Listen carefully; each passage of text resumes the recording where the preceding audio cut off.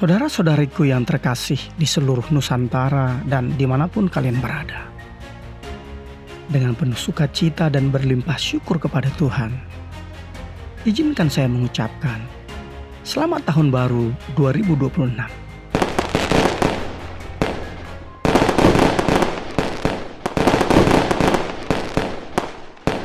Kiranya tahun ini menjadi tahun terobosan, tahun penuaian, tahun di mana janji-janji Tuhan digenapi dalam hidup setiap kita. Pada momen istimewa ini, saya juga ingin mengucapkan selamat ulang tahun yang pertama kepada IKN, Ikatan Kristen Nusantara.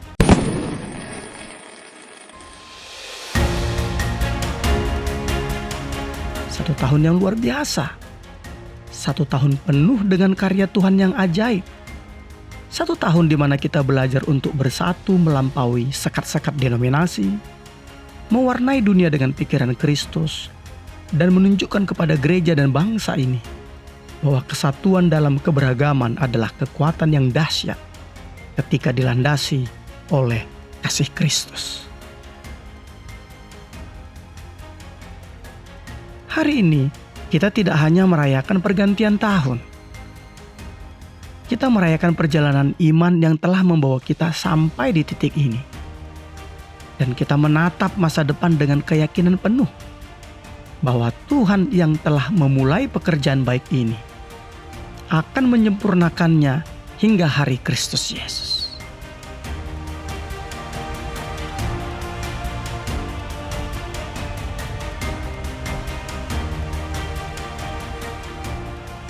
Ketika kita melangkah masuk ke tahun 2026, dunia di sekeliling kita terus berubah dengan kecepatan yang luar biasa. Teknologi berkembang dengan sangat pesat. Sistem ekonomi berfluktuasi. Tatanan politik bergeser. Dan tantangan-tantangan baru terus bermunculan. Namun di tengah semua perubahan itu, ada satu kebenaran fundamental yang tidak pernah berubah. Tuhan kita adalah Alfa dan Omega, yang awal dan yang akhir, yang sama kemarin, hari ini, dan sampai selama-lamanya. Wahyu 1 ayat 8 mendeklarasikan dengan kuasa yang luar biasa. Aku adalah Alfa dan Omega, firman Tuhan Allah, yang ada dan yang sudah ada dan yang akan datang, yang maha kuasa. Perhatikan kata-kata ini dengan seksama. Tuhan bukan hanya ada di masa lalu atau hanya ada di masa kini. Dia adalah Tuhan yang sudah ada di tahun 2026 sebelum kita tiba di sana. Dia sudah melihat setiap hari, setiap tantangan, setiap peluang, dan dia sudah menyiapkan jalan kemenangan bagi kita. Bagi IKN, Ikatan Kristen Nusantara, yang memasuki tahun kedua pelayanannya, kebenaran ini menjadi fondasi yang kokoh. Tuhan yang memanggil kita untuk bersatu adalah Tuhan yang akan menyempurnakan kesatuan itu. Tuhan yang menanamkan visi untuk mewarnai dunia dengan pikiran Kristus adalah Tuhan yang akan memberikan kita strategi, hikmat, dan kuasa untuk mewujudkannya.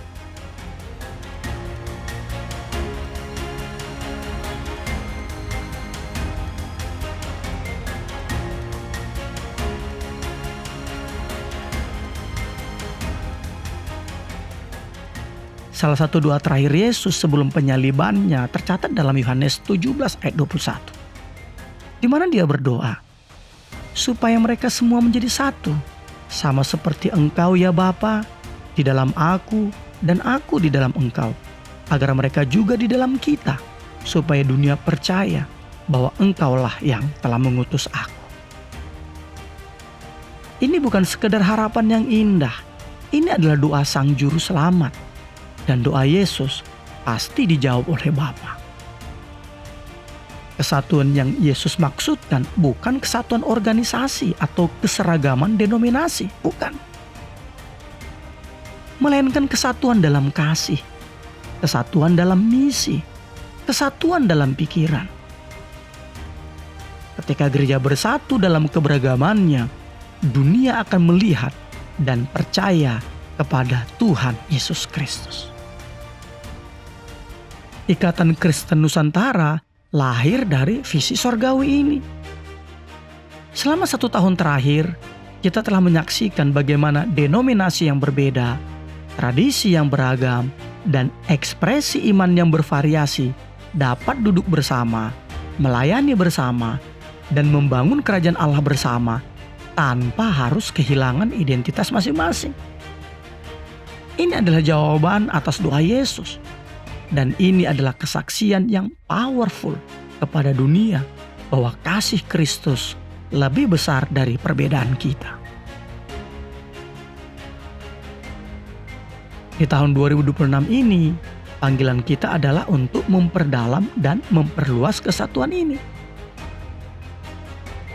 Kita dipanggil untuk meruntuhkan tembok-tembok pemisah yang sudah terlalu lama membatasi efektivitas gereja Tuhan.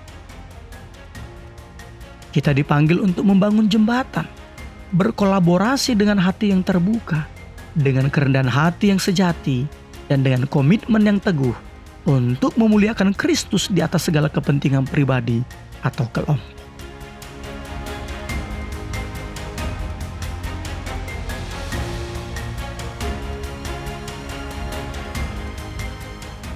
Firman Tuhan yang tertulis dalam Filipi 2 ayat 5 memberikan kita mandat yang jelas. Hendaklah kamu dalam hidupmu bersama menaruh pikiran dan perasaan yang terdapat juga dalam Kristus Yesus. Mewarnai dunia dengan pikiran Kristus berarti kita membawa nilai-nilai kerajaan Allah ke dalam setiap aspek kehidupan masyarakat kita. Pikiran Kristus adalah pikiran yang penuh kasih tanpa batas, yang melihat setiap manusia sebagai ciptaan berharga yang dicintai Allah. Pikiran Kristus adalah pikiran yang melayani, yang rela merendahkan diri dan mengangkat orang lain. Pikiran Kristus adalah pikiran yang penuh kebenaran, namun tidak kehilangan belas kasihan. Pikiran Kristus adalah pikiran yang membawa pengharapan di tengah keputusasaan, terang di tengah kegelapan, dan damai di tengah kekacauan. Ketika Ikatan Kristen Nusantara berkomitmen untuk mewarnai dunia dengan pikiran Kristus, ini berarti kita membawa transformasi yang holistik ke dalam gereja dan bangsa kita. Kita tidak hanya berkhotbah tentang kasih, tetapi kita mempraktekkannya dalam tindakan nyata kepada yang miskin, yang terpinggirkan, dan yang patah hati. Kita tidak hanya berbicara tentang keadilan, tetapi kita berdiri untuk keadilan di setiap sektor kehidupan. Kita tidak hanya mengajarkan tentang integritas, tetapi kita hidup dengan integritas di tengah masyarakat yang seringkali mengkompromikan nilai-nilai. Di tahun 2026 ini, saya melihat Ikatan Kristen Nusantara menjadi garam dan terang di negeri ini. Kedepannya, saya berharap ada banyak proyek kolaboratif yang lahir dari persatuan kita, yang membawa dampak nyata kepada jutaan orang. Saya berharap dapat melihat generasi muda yang terinspirasi oleh kesatuan kita dan bangkit dengan visi baru untuk mengubah bangsa ini.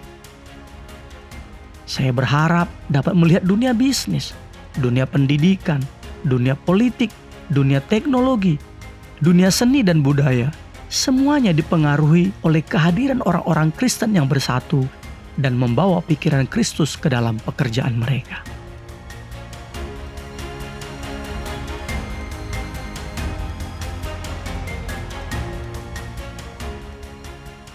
Dan saudaraku, Kitab Yosua 1 ayat 9 menggema kembali dengan relevansi yang luar biasa untuk kita hari ini. Yaitu, kuatkan dan teguhkanlah hatimu. Janganlah kecut dan tawar hati, sebab Tuhan Allahmu menyertai engkau kemanapun engkau pergi. Perintah ini diberikan kepada Yosua ketika dia harus menghadapi tantangan yang sangat besar. Dan perintah yang sama diberikan kepada kita hari ini. Tahun 2026 akan membawa tantangannya sendiri. Akan ada oposisi terhadap kebenaran Injil. Akan ada pencobaan untuk kembali kepada sikap eksklusif dan terisolasi. Akan ada kesulitan ekonomi dan sosial yang menekan. Tetapi kita tidak perlu takut atau tawar hati. Kenapa?